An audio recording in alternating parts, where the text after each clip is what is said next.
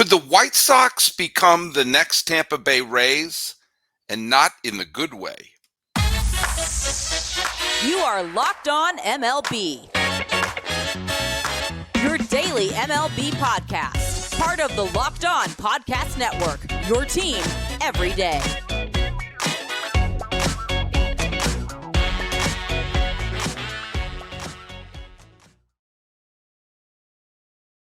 Hello, baseball fans. Welcome to Locked On MLB, part of the Locked On Podcast Network, where it's your team every day. This is the daily podcast.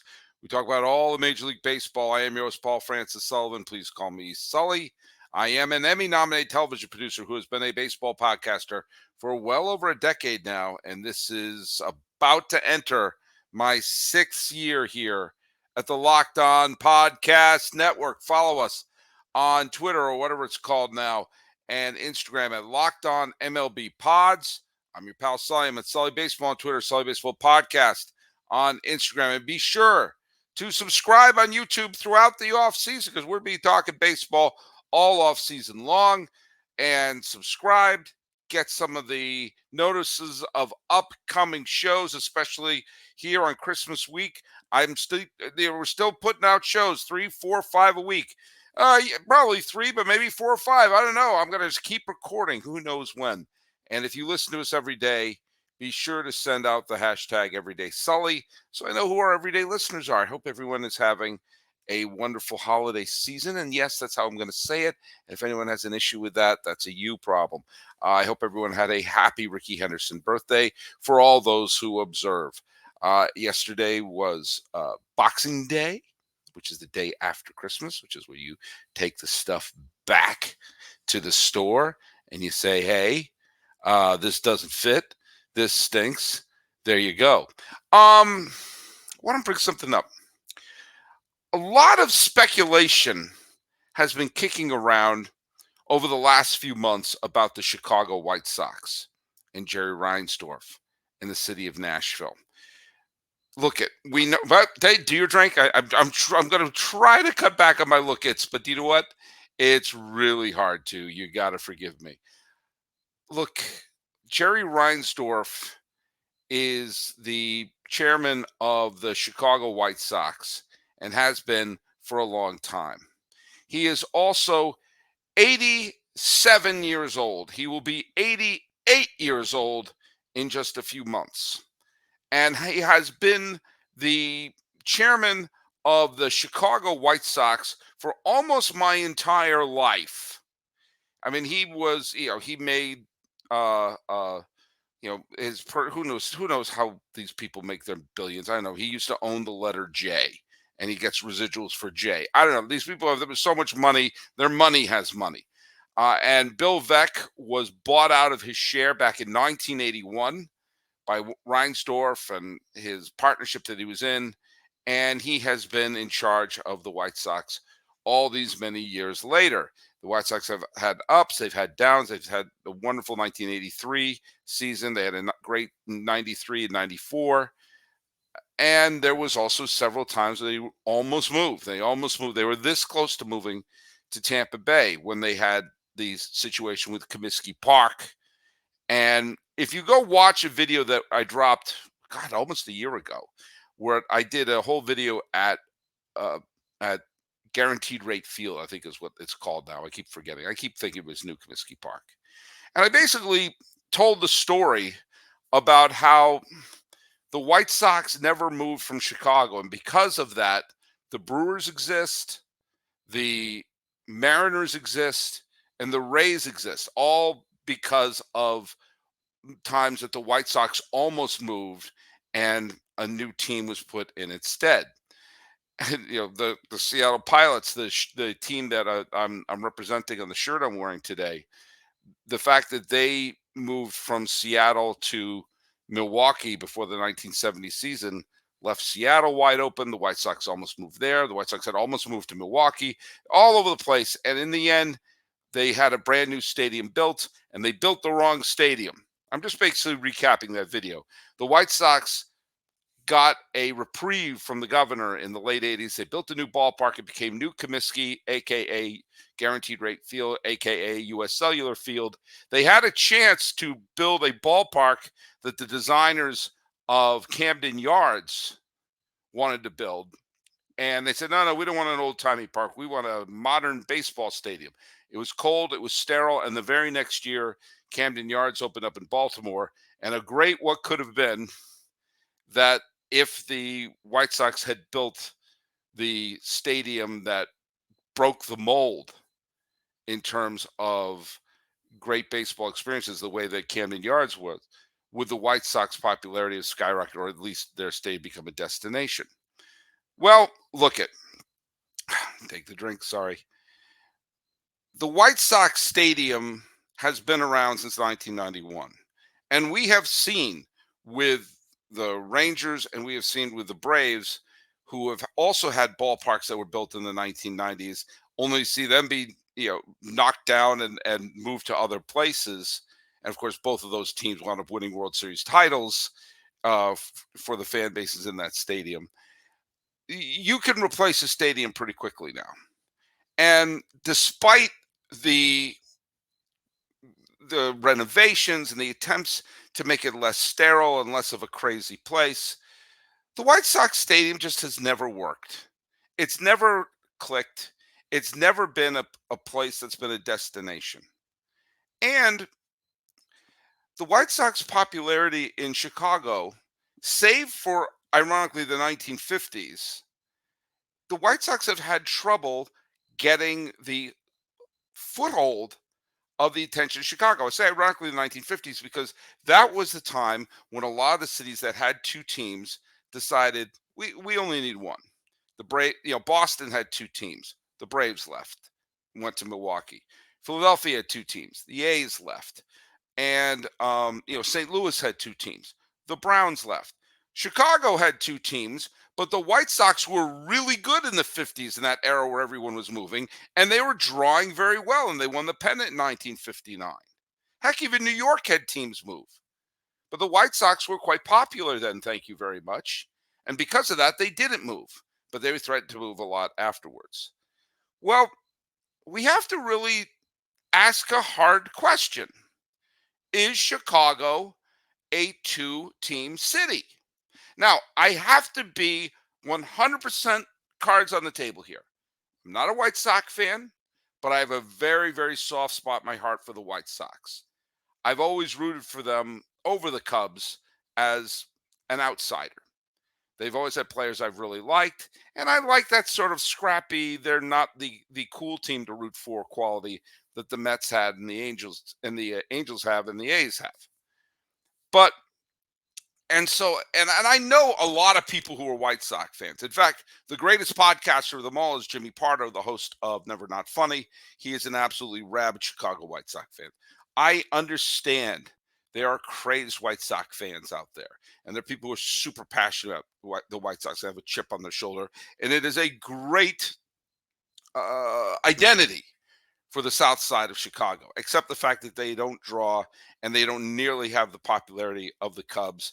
And I ask the question, if you are the White Sox, would you rather be taking the Cubs scraps, or would you rather have a city to yourself?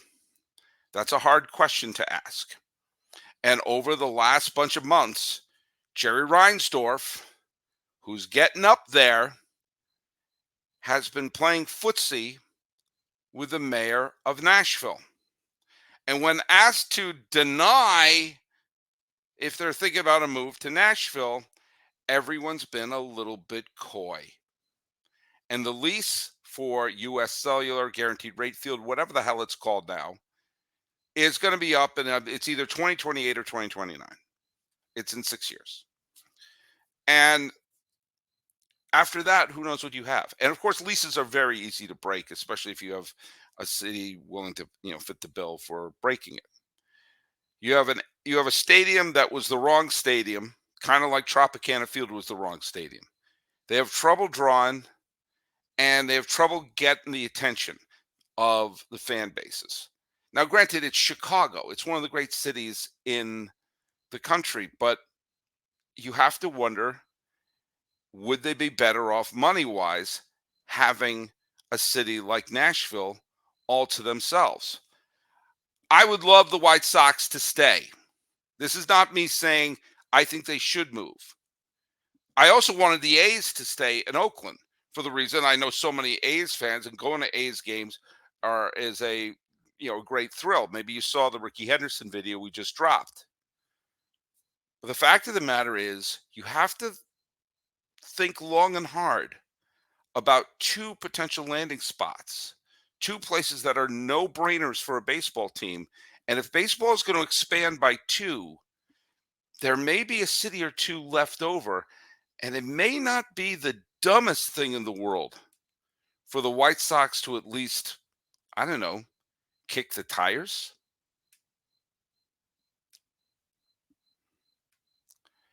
It is that time of year where the football games are starting to be meaningful.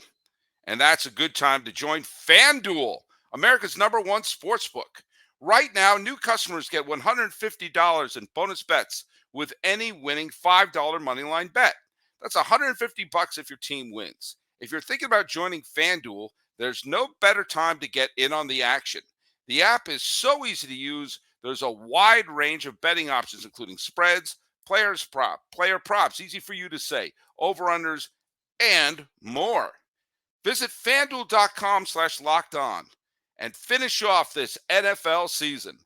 FanDuel is an official partner of the National Football League. Closer up. Nashville. It's a great city. And I think it is an ideal baseball landing spot. Much better than Las Vegas. Better than some of the other places that have been kicked around. Baseball is a regional sport. I've said this over and over again. Baseball is a sport that requires deeply rooted fandom. I'm a Red Sox fan. I have not lived in Massachusetts since the 1980s. I live in Los Angeles. I'm surrounded by people who moved here from New York, moved here from Philadelphia, moved here from Boston, moved here from Philadelphia, moved here from Chicago, and they are all super loyal to their teams. I mentioned Jimmy Pardo, the host of Never Not Funny. He's lived in Los Angeles since the early 1990s and remains a rabid Chicago White Sox fan. I just got off the phone with my buddy Michael Ferraro, the great author. He remains a rabid Philadelphia Phillies fan, even though he has been in LA for as long as I've known him, and I've known him for literally decades. So you need a fan base that isn't filled with transplanted people with loyalty, with sports loyalties elsewhere. That's the reason why I felt Las Vegas was the wrong place to send the Oakland Athletics. The two places that I felt they would have been better, Portland, which does have a lot of transplants, but they also have a lot of people who strongly identify with Oregon and very proud of being from Portland. Thus, the great success of not only the Trailblazers, but also their soccer team, which I couldn't name for $7 quadrillion. Nashville is another city with deep roots, and people are very proud to be of Tennessee and very proud of their fandom, which is why some of the teams, including the Predators, have become successful. And of course, what used to be the Houston Oilers are now the Tennessee Titans. I think they were the Tennessee Oilers for at least one or two seasons when they played in Memphis. I digress. A city like that with people who've been there for generations, proud of being from Nashville and being able to put the hat with the N on it, would be a great baseball city. Absolutely great baseball city. And one that would probably attract the attention of the Chicago White Sox. They are the prime place for an expansion. There's a great site that is run called the Nashville Stars about the group that's trying to get an expansion team there. One of the people who's heavily involved in that is Tony La Russa, who, if you remember, has a very strong connection with Jerry Reinsdorf. There's another reason why Nashville is such a great place, other than it's an expanding city. It's a city with deep roots. It also has that thing that people really, really love if you have a baseball team. It's got a lot of corporate money there. A lot of companies have national and regional headquarters in Nashville. Lots of money. Bridgestone Americas, Nissan, Mitsubishi, iHeartMedia, Amazon's got tons of offices there. They have lots and lots of money. Money. Corporate sponsors there, corporate boxes, corporate clients are there. They love that sort of stuff. Absolutely, they do. Another city, by the way, now if they expand into Nashville, let's say they expand into Nashville, and then where are some of the other places? Portland is a possibility. Montreal is a possibility. Montreal has one huge advantage, which it has a stadium that they could at least play in temporarily. But the fact of the matter is, Nashville remains probably the best one. If they want to expand and get that expansion fee money, that's great. They'll probably put one in the East and the West, which may crimp the possibility of Montreal. Remember, one thing that Manfred, who I'm not a huge fan of, but he's talked about the fact he's into the idea of realignment, as is your pal Sully. One of the things of once they introduce the universal DH, which I hate, but I have grown to I've never accepted it, except the fact that it's a thing that I grind my teeth about its existence because it helped prevent a strike. It helped end the lockout. Was agreeing to universal DH. It's like, all right, I'd rather have universal DH than no baseball. But with that, the difference between the American and the National League is now officially over. So what they should do is they should make 4 regional divisions: North, South, Central, West, which means if you're going to expand, you're probably going to have to put one more team in the West, which helps out Portland. But you have Nashville as a great place. You also have Charlotte as a great place. Another big city, another place that has lots and lots of corporate money floating around there. Bank of America, Lowe's, Duke Energy, which I think was the company from Trading Places. Lots of money there. Lots of advertising there. Lots of corporate clients there. And cities with that kind of money where you don't have to share with the Cubs. Also, better taxes for corporations in Tennessee and for North Carolina. I am not Mr. Capitalism. I don't understand how all of that works. But one thing I do know is that aging billionaires like to keep their money. I'm not going to get political here. That's just a fact. They don't like to pay taxes on it. And with the fact that Jerry Reinsdorf, let's face it, is in the back 9 of his life. I'm not wishing ill on anyone, but he's in his late 80s. I don't know how much longer we're going to have there. And usually what happens when the person who's run a team, whether or not you like Jerry Reinsdorf as an owner or not, he's been running the team for a long, long time. And they have had success under him. Remember, they did win a World Series title with him as the owner. When you will the team to your kids, how often does that turn out to be a smart thing? When you will the team to whoever's going to pick it up after Reinsdorf leaves us, it's probably going to be the kind of a show that I can't say on a podcast that is going to be not rated MA, not for mature audiences. And chances are they want to be in a place, they're not going to be caring about the history of the Chicago White Sox. What are you going to wax poetic about Luis Aparicio? They're going to care more about, hey, where can we make piles of money and keep it? You could probably do that a lot easier in Nashville or in Charlotte. And you're probably not going to expand into both of those. Now, they do have a connection with Nashville and Tony Lewis and everyone there. Guess where the White Sox top AAA team is? I'll give you a hint. It rhymes with Bartlett. That's right. They already have a team connection in Charlotte, North Carolina. The White Sox could say, hey, I want to have a city to ourselves. Big corporate money, potentially rabid fan base. We don't have to compete with the Cubs, and we get out of this mistake of a stadium. Boom. I've given you 2 options. Do I want that to happen? No. Will baseball need to do things like figure out where they're going to put some of these other teams and whether they're going to expand or not? Yeah.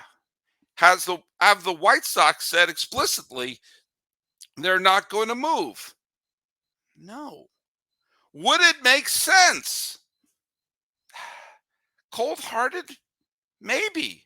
If Chicago can't realistically support two teams.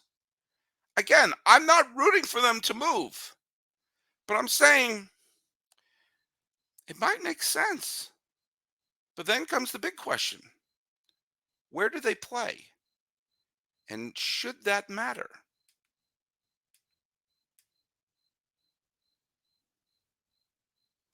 Hey, let me remind you that Locked On has launched the first ever national sports 24/7 streaming channel on YouTube. Locked On Sports Today is here for you 24/7, covering the top sports stories of the day with local experts of Locked On, plus our national shows covering every league. Go to Locked On Sports Today on YouTube and subscribe to the first ever national sports 24/7 streaming channel.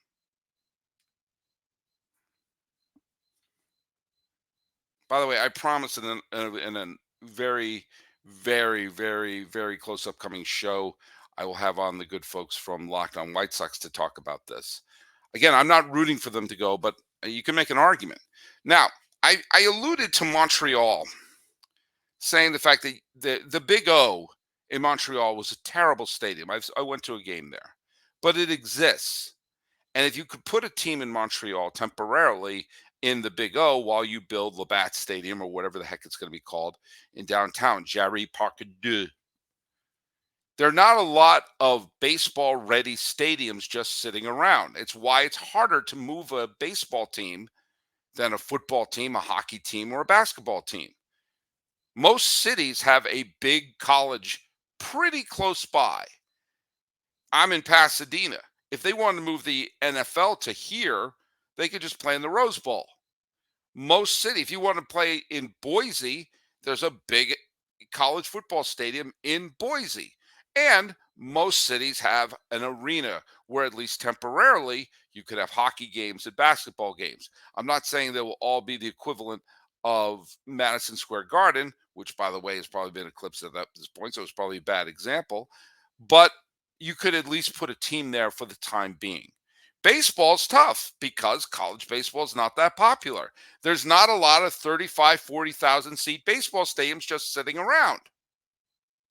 The stadiums I went to the stadium in Nashville. It's a lovely minor league baseball city. Stadium. I've never been to the one in Charlotte. But hold on a second. Let's just ask a philosophical question here.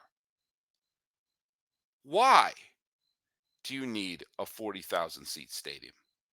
The money you get from baseball isn't all from the turnstiles anymore and selling, foam wear number one fingers and popcorn. Most of it's from media contracts and corporate contracts. More people are watching it on your freaking devices and whatnot than sitting in the stands. It's kind of an antiquated point of view to say, we need a stadium that we can fill up.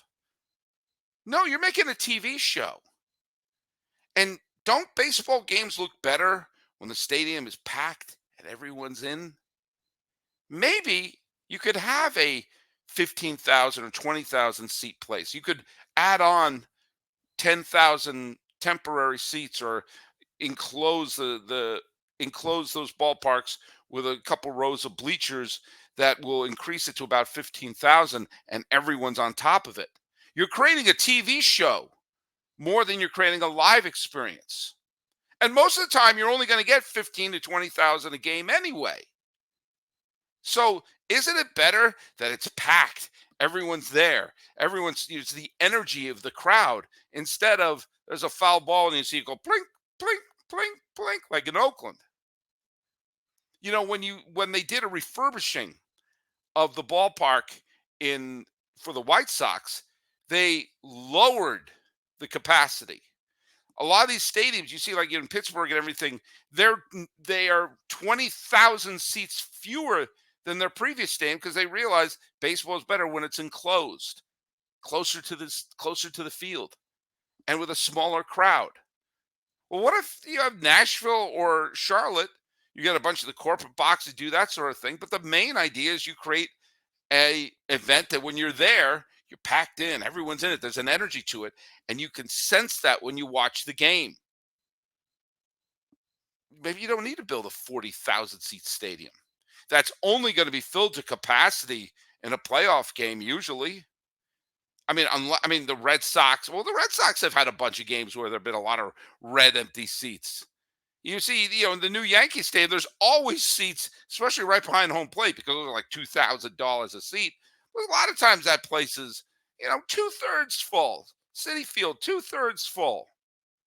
I've been to a lot of games at Dodger Stadium where the upper bowl is, there's a lot of room to walk around up there. It's an antiquated idea to say, we need 40,000 people. No, you don't. You need 15,000 going bananas. And a couple million watching them on their device. That's where you need to be concentrating on, and getting the corporate money in there, of which there's no shortage of in Charlotte and in Nashville. In 6 years, the White Sox are going to have their reckoning. Who knows? They may agree to stay there. They may agree to move to the suburbs of Chicago. They may do what the Braves did and find there's something out there in the suburbs of Chicago where they can create a little, utopia with, apartment buildings and offices and entertainment centers and the stadium right in the middle. That's what they wanted to do at Howard Terminal in Oakland. That's what they're going to try to do in Las Vegas and probably, not succeed. Maybe they'll do that. Maybe they'll move to Nashville. Maybe Nashville would rather have an established team than an expansion team. Maybe they'll go to Charlotte. But the idea of the White Sox being in Chicago forever, they've gotten the call from the governor a couple of times. They could have been gone in the 70s, twice. They could have been gone in the 80s. White Sox fans got themselves a championship in 2005. And then they stuck around for a couple of decades. I don't want them to move. I can't make that any clearer than I have. But the fact of the matter is, if I became a cold-hearted snake and I started thinking about what do billionaires like? They like making money. They like getting attention. And they like to save that money from the tax man. Having a city with a potentially large fan base, with a lot of corporate money that they don't have to share with the Cubs, you could make a compelling case. I'm not rooting for it. I'm just saying, if you're a White Sox fan, be on guard. Be on guard. And be on guard this whole offseason, as I'm continuing to do podcasts all off season here. So go to Locked On MLB Pods on Twitter or on Instagram. I am your pal Sully. I'm at Sully Baseball on Twitter, or whatever it's called now. Sully Baseball Podcast on Instagram. And if you are listening to us every single day, make sure to put on that banner, Everyday Sully. Talking about the White Sox and assuring you I don't want them to move, but I understand why they would. This has been Locked On MLB for the 27th day of December, 2023. I am your host, Paul Francis Sullivan. Please call me Sully.